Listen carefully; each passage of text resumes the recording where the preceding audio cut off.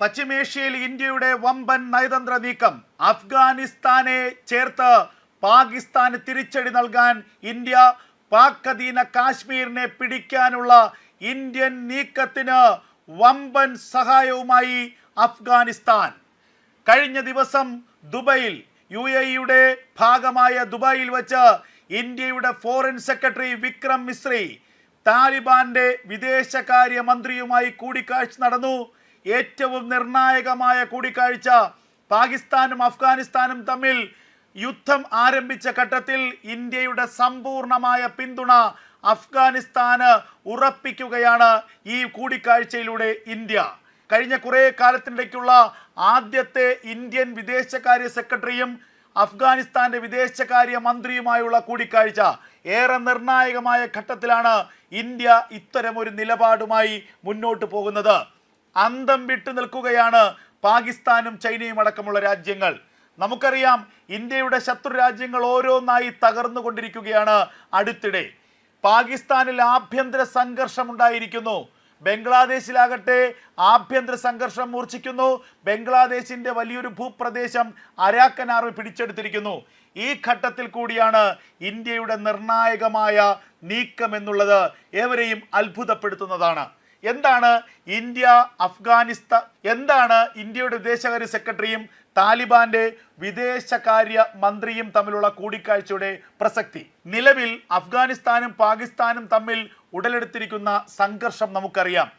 പാകിസ്ഥാൻ അഫ്ഗാനിസ്ഥാന്റെ ചില പ്രദേശങ്ങളിലേക്ക് വ്യോമാക്രമണം നടത്തി. എന്നാൽ അതിന് 10 മടങ്ങ് തിരിച്ചടി താലിബാൻ സേന നൽകിക്കൊണ്ടിരിക്കുകയാണ്. പാകിസ്ഥാൻ അതിർത്തിയിലെ പ്രധാനപ്പെട്ട പല പ്രദേശങ്ങളും പിടിച്ചെടുക്കുകയാണ് അഫ്ഗാൻ സൈന്യത്തിന്റെ താലിബാൻ സൈന്യത്തിന്റെ ലക്ഷ്യം.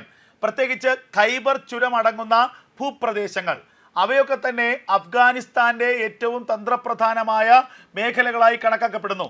പാകിസ്ഥാന്റെ കൈവശമാണ് ഇപ്പോൾ ഉള്ളത്. എന്നാൽ അഫ്ഗാനിസ്ഥാൻ ആ ഭൂപ്രദേശത്തിലേക്ക് തങ്ങളുടെ സൈനിക വിന്യാസം നടത്തിയിരിക്കുന്നു എന്നുള്ളത് ഏറ്റവും പ്രധാനപ്പെട്ട മറ്റൊരു കാര്യം. അതുമാത്രവുമല്ല, പെഷവാറിലേക്ക്, റാവൽപിണ്ടിയിലേക്കൊക്കെ താലിബാൻ സൈന്യം ഇരമ്പിക്കയറുന്നു എന്നുള്ള വാർത്തകളും പല മാധ്യമങ്ങളും പുറത്തുവിട്ട് കഴിഞ്ഞു. നിലവിൽ തന്നെ പാകിസ്ഥാന്റെ പല ഗ്രാമങ്ങളും നിയന്ത്രിക്കുന്നത് താലിബാൻ സേനയാണ്. അതുകൊണ്ട് തന്നെ താലിബാൻ സേനയ്ക്ക് നിഷ്പ്രയാസം പാകിസ്ഥാന്റെ ഭൂപ്രദേശങ്ങൾ പിടിച്ചെടുക്കാൻ കഴിയും. അങ്ങനെ പാകിസ്ഥാൻ എന്ന രാജ്യത്തിന് ഏറ്റവും അധികം തലവേദന സൃഷ്ടിക്കാൻ കഴിവുള്ള ഒരു രാജ്യവും ഒരു ഭരണകൂടവും അഫ്ഗാനിസ്ഥാനിലെ താലിബാൻ ഭരണകൂടമാണ്. ഈ താലിബാൻ ഭരണകൂടമാണ് ഇന്ത്യയോട് ഇപ്പോൾ ഏറെ അടുത്തിരിക്കുന്നത്. ആ താലിബാൻ ഭരണകൂടത്തെ ഇന്ത്യയോടൊപ്പം ചേർക്കാനുള്ള വമ്പൻ നയതന്ത്ര നീക്കമാണ് ഭാരതം നടത്തുന്നത്. ഇപ്പോൾ കാര്യങ്ങൾ ഏറെക്കുറെ ബോധ്യമായി വരുന്നില്ലേ? അതായത് ഇന്ത്യയുടെ ഏറ്റവും പ്രധാനമായ ശത്രു പാകിസ്ഥാനാണെന്നും ആ ശത്രുവിനെ മിത്രമാക്കണമെന്നുമുള്ള പഴയ ആ തന്ത്രം ഇന്ത്യ കൃത്യസമയത്ത് പയറ്റുകയാണ്. പാകിസ്ഥാനെ വെറുപ്പിച്ചുകൊണ്ട് താലിബാന് പിന്തുണയുമായി അഫ്ഗാനിസ്ഥാന് പിന്തുണയുമായി അധികം രാജ്യങ്ങളും തന്നെ ഉടൻ രംഗത്ത് വരില്ല എന്ന് ഇന്ത്യക്കറിയാം. പ്രത്യേകിച്ച് ഇസ്ലാമിക അറബ് രാജ്യങ്ങളിൽ പലർക്കും പാകിസ്ഥാന്റെ നിലപാടിനോട് താല്പര്യമില്ലെങ്കിൽ കൂടി ആണവായുധം കൈവശമുള്ള ഇസ്ലാമിക രാജ്യങ്ങളിൽ അപൂർവം രാജ്യമാണ് പാകിസ്ഥാൻ. ആ രാജ്യത്തിനെ പിണക്കേണ്ടതില്ല എന്നൊരു നിലപാട് സ്വീകരിക്കുകയും അഫ്ഗാനിസ്ഥാനെ പിന്തുണയ്ക്കുകയോ പാകിസ്ഥാന് പിന്തുണ നൽകുകയോ ചെയ്യാതെ അവർ മാറി നിൽക്കുകയും ചെയ്യുന്ന ഒരു സാഹചര്യമാണ് ഇപ്പോൾ കാണുന്നത്. പ്രത്യേകിച്ച് ചൈന പാകിസ്ഥാന് പരിപൂർണമായി പിന്തുണ നൽകുന്ന രാജ്യമാണ്. അതുകൊണ്ട് തന്നെ അഫ്ഗാനിസ്ഥാനെ അവർ പിന്തുണയ്ക്കുകയോ അഫ്ഗാനിസ്ഥാൻ വിഷയത്തിൽ അവർ ഇടപെടുകയോ ചെയ്യില്ല. റഷ്യ ആകട്ടെ നിലവിൽ ഉക്രൈനുമായുള്ള യുദ്ധത്തിൽ ഏർപ്പെട്ടിരിക്കുന്നു. അതുകൊണ്ട് തന്നെ അഫ്ഗാൻ പാക് വിഷയത്തിൽ റഷ്യ അങ്ങനെ ശക്തമായൊരു നിലപാട് സ്വീകരിക്കില്ല. അമേരിക്കയുടെ നിലപാട് പലപ്പോഴും പാകിസ്ഥാൻ അനുകൂലമാകാനുള്ള സാധ്യത ഉണ്ടാകും. അല്ലെങ്കിൽ ഇതിൽ നിഷ്പക്ഷ നിലപാട് അമേരിക്ക സ്വീകരിക്കും. അപ്പോൾ പ്രധാനപ്പെട്ട രാജ്യങ്ങളൊന്നും തന്നെ ഈ വിഷയത്തിൽ പാകിസ്ഥാനെതിരായ നിലപാടോ അല്ലെങ്കിൽ അഫ്ഗാനിസ്ഥാൻ അനുകൂലമായ നിലപാടോ സ്വീകരിക്കില്ല എന്നുള്ളത് വ്യക്തമാണ്. ഇവിടെയാണ് ഇന്ത്യ ഏറ്റവും കൃത്യമായ സമയത്ത് ഇടപെടുന്നത്. ഇന്ത്യയുടെ ശത്രുവിൻ്റെ ശത്രുമിത്രം. അങ്ങനെ ഇന്ത്യ അഫ്ഗാനിസ്ഥാന് പരിപൂർണമായ പിന്തുണ നൽകുന്നു. പിന്തുണ എങ്ങനെയാണ്? ഇന്ത്യയുടെ സൈന്യം അവിടെ ഇറങ്ങി പാകിസ്ഥാൻ ആർമിക്കെതിരെ യുദ്ധം ചെയ്യുന്നു എന്നല്ല, മറിച്ച് താലിബാന്റെ സൈന്യത്തിന് നിലവിൽ തന്നെ പാകിസ്ഥാനെ അടിക്കാനുള്ള ശേഷി ഉണ്ടെങ്കിൽ അതിന് പിന്നിൽ ഇന്ത്യയുടെ കൃത്യമായ ഇടപെടലുണ്ട് എന്നുള്ളത് വ്യക്തമാണ്.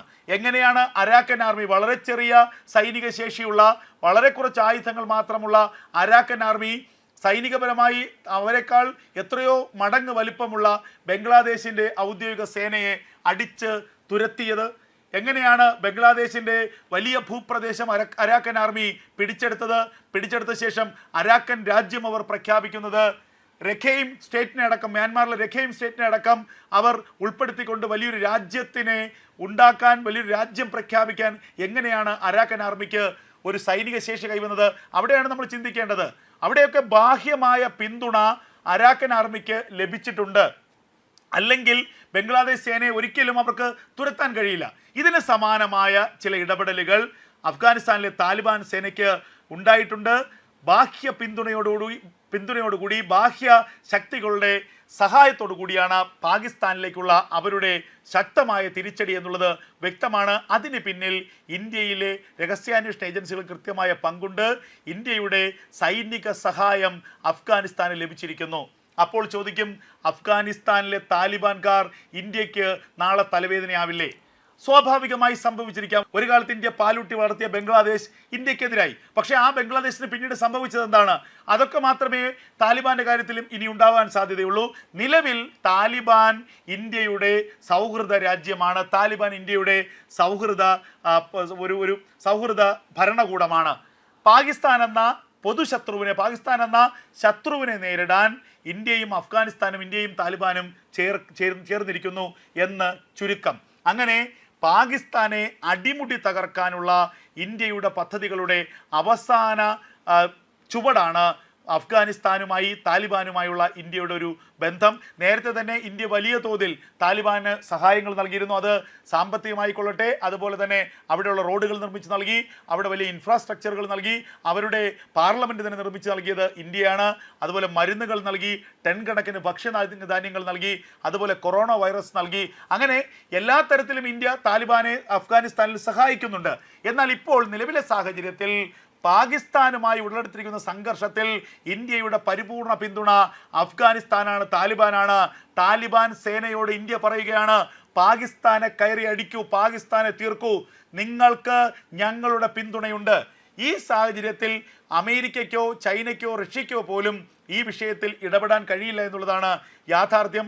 അതേസമയം ഇന്ത്യക്ക് മാത്രമേ ഈ വിഷയത്തിൽ തന്ത്രപരമായൊരു ഇടപെടൽ സാധ്യമാവുകയുള്ളൂ. അങ്ങനെ അഫ്ഗാനിസ്ഥാനെയും താലിബാനെയും ചേർത്തുകൊണ്ട് ഖൈബർ ചുരത്തിലൂടെയുള്ള തങ്ങളുടെ വ്യാപാരം വർദ്ധിപ്പിക്കാനും അതുപോലെ പശ്ചിമേഷ്യയിലെ തങ്ങളുടെ മേധാവിത്വം ഊട്ടിയുറപ്പിക്കാനുമുള്ള വൻപൻ പരിശ്രമത്തിലാണ് ഇന്ത്യ എന്ന് ഇതിലൂടെ നമുക്ക് ഉറപ്പിച്ച് പറയാൻ കഴിയും.